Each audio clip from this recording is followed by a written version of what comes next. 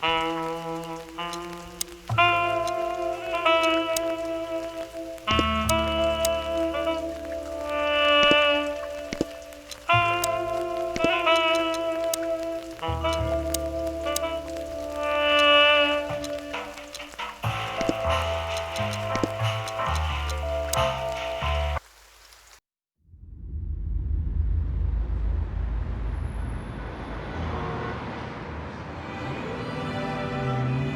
ran out to get a pack of cigarettes, but I left my wallet at home.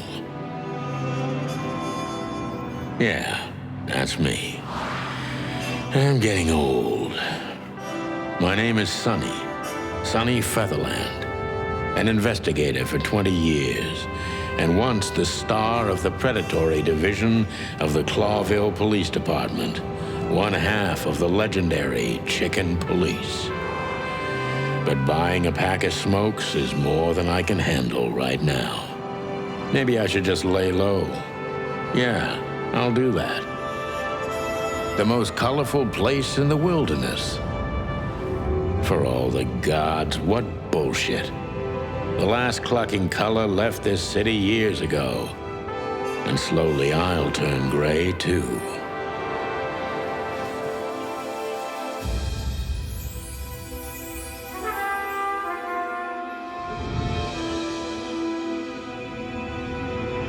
Still, what do I expect?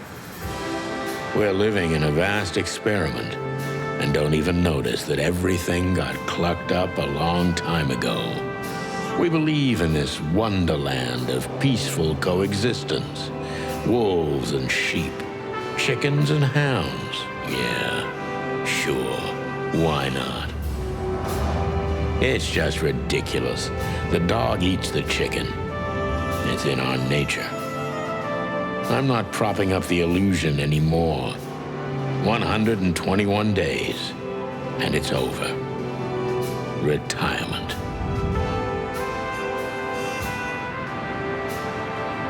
What could possibly go wrong?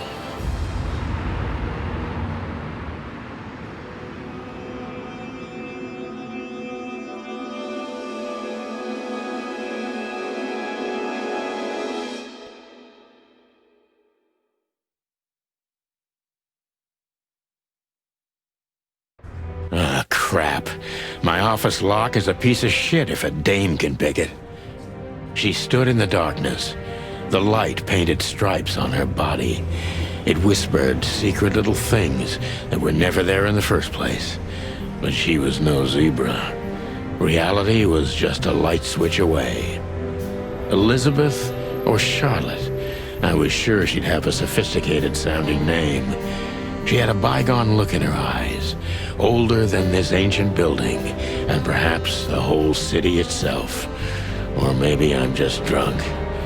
But she was the first womanly thing in my place for a long time, so I had to give her a chance.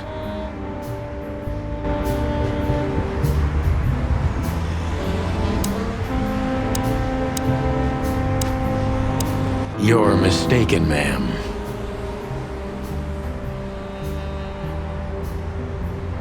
Oh, really? Please enlighten me, Mr. Featherland.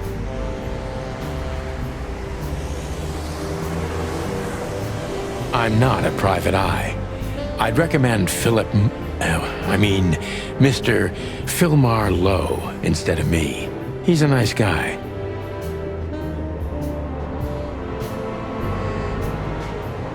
Believe me, Mr. Featherland, it's not an accident I came to you. Look, miss, I work for the police, and I'm currently on leave. I couldn't accept private commissions even if I wanted to. Not even from a classy dame like you. Am I that easy to read? That's my job. But tell me, since you've invited yourself in, would you like a drink? I don't usually drink. Well, I've got to have one. And it'd be rude of me to drink alone. So, maybe some sherry? If you insist.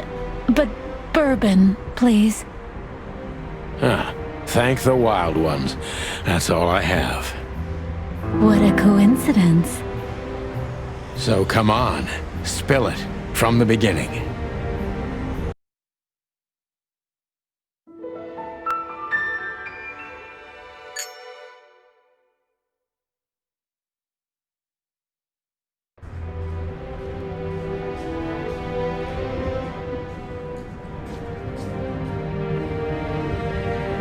I don't even know where the key is. Whatever's inside is gonna stay there forever.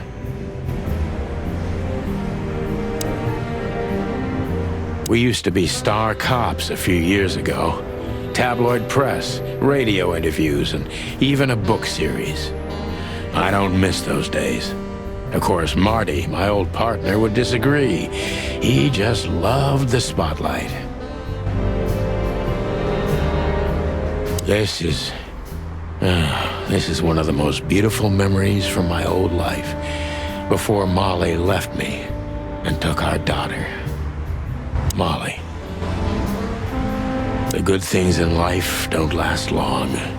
The best ones always leave first. I saw that in the window of a shoe store. I never understood it, or what it had to do with shoes. It seems M.B. Davis, the eternal king of jazz. The photo is from the days of jazz prohibition. I only heard the old man live one time, but I'll never forget that night. And not only because I woke up at the harbor without my gun, my badge, and my pants.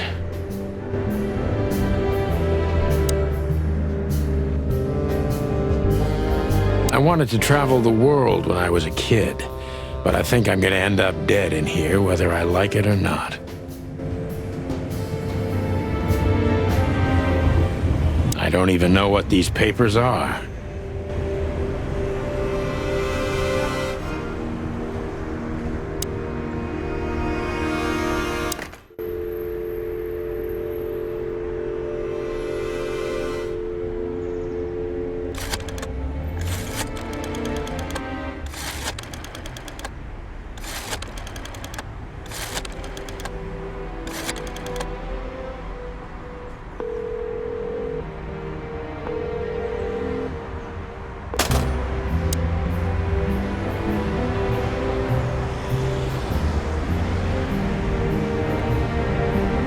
I don't see colors anymore, only emptiness. Everything faded. I need another drink. Maybe I'm just old, and while I'm clucking about nothing ever changing, everything changes. You've gone out of style, old bird. Accept it and move on.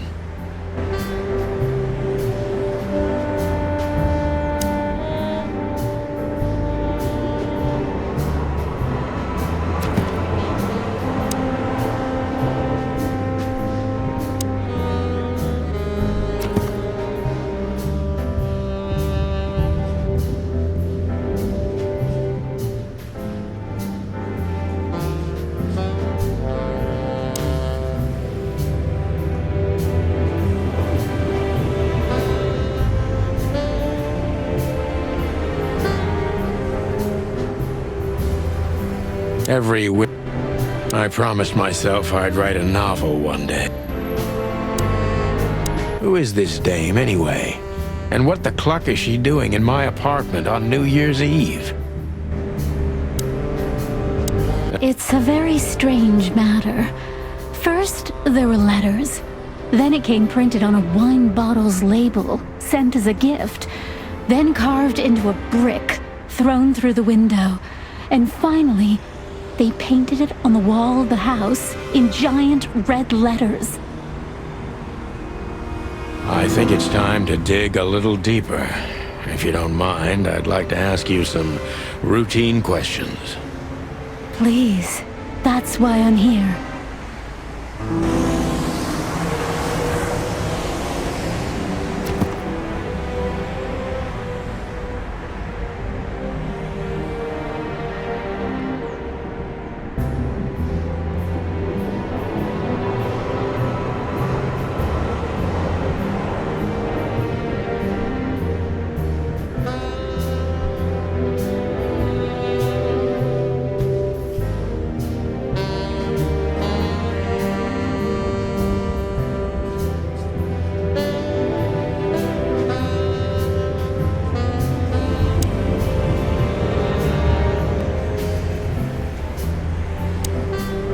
legs that...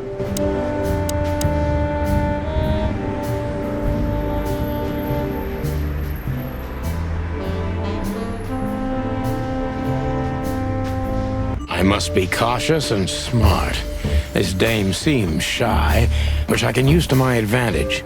But I must be careful about what I say to her, or I can scare her off. Let's start gently, and when the time comes, we can go in hard. Who exactly are you, ma'am? I'm not somebody important, Mr. Featherland. You're important enough to deal with such a delicate matter, right? I carry out the wishes of my employer, nothing more.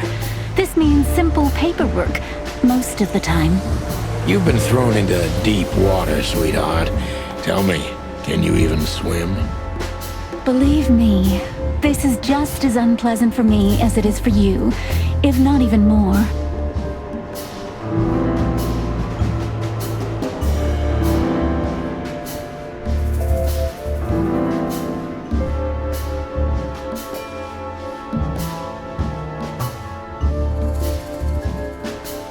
You're not very confident. Are you sure you're all right? Yes, excuse me. I'm just a bit nervous. I've never done anything like this before. Breaking into the apartments of strangers isn't that big a deal. Some people do it as a hobby.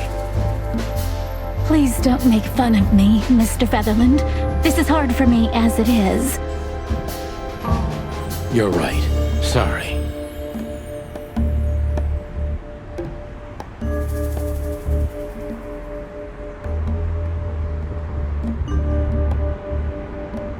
Did you come alone? All by yourself? I took the subway, then the tram, and then I walked. It wasn't easy to find this place, and to be honest, I had to be discreet. Yeah, well, I think I'm starting to get the picture.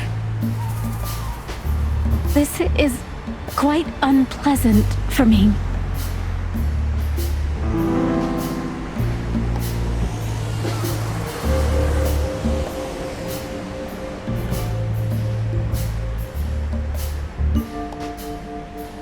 Why did you come to visit me?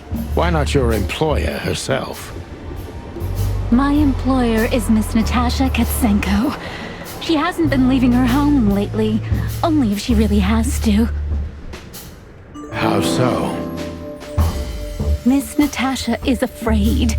She's scared because of those unwanted messages, and everyone knows who she is. So she's that kind of woman. I don't know what you mean. Of course you do, Deborah. Thank you, by the way. We're finally getting somewhere. We avoided the point long enough. Deborah's hiding something, no question. Let's focus on that.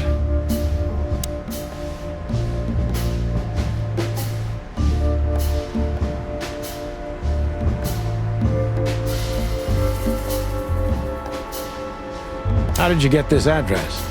You know, my mistress has exceptional connections. If they were so exceptional, she wouldn't have chosen me. Don't be so hard on yourself, Detective.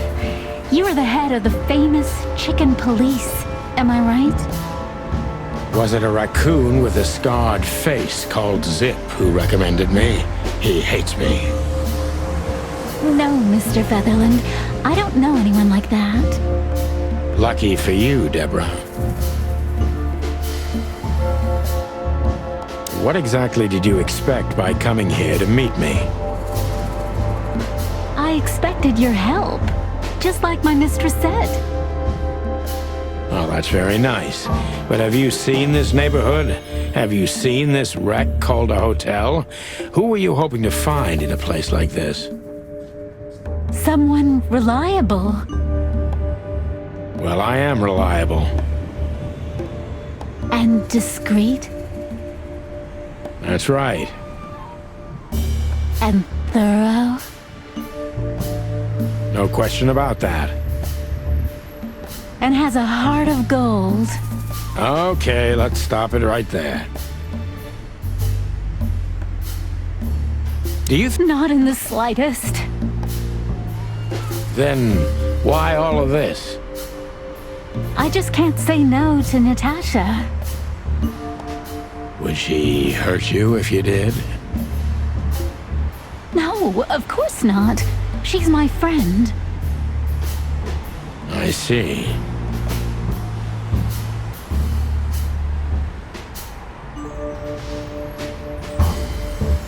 Don't you think this whole thing is a little suspicious? Look, Santino, I'll explain everything. I have no doubt about that. You look just the type, sweetheart. No offense. I'll take that as a compliment. Or maybe I'll act like I haven't heard it. You see, we're starting to understand each other.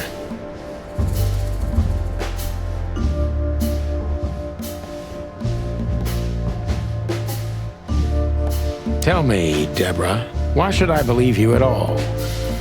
Because my mistress trusts you. Should that be enough? If you really like what she thinks you are, then yes. Damn, what can I say to that? Look, I didn't mean to back you up against the wall. You have a way with words, sweetheart. Did you ever want to be a cop? No, not for the world. Smart answer.